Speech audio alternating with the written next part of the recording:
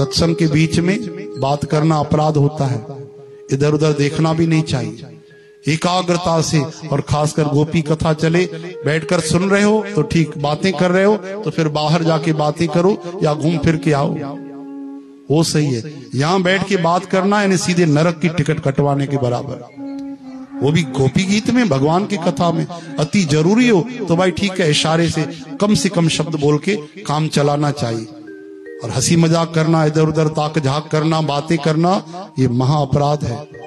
महात्मा कहते हैं कि भगवान की कथा सुनने से सब पाप चले जाते हैं। गंगा मैया भी यहाँ आती है जहां बैठे हो आप, सब तीर्थ यहाँ पे आते हैं। क्यों आते हैं? सब पाप अपने नष्ट करने के लिए। तो बचे खुचे पाप कहाँ जाते हैं? बोले सत्संग में जो बात करते हैं। कथा में आए कथा सुनने के लिए, बात करने के लिए, कथा सुनने के लिए बात क्यों की? तो सब पापों को द्वार खुल जाता है। हाँ ये भैया ये जगह मिली हमको बैठने के लिए, इसलिए सावधान, कथा सुन के पापों को नाश करो, पाप लेकर मत जाओ यहां से। हरे राम। 4 नेता बैठे, उनकी मीटिंग चलती हो तो बात नहीं कर पाते हम लोग। हाँ, अरे सिनेमा में लोग बात नहीं करते, जब सिनेमा चलती है दूसरे चुप करा देते, कथा में हम बात करते। ओहो कथा सुननी आई नहीं भाई, ओहो कदर की नहीं कथा की, समझ नहीं पाए कथा को।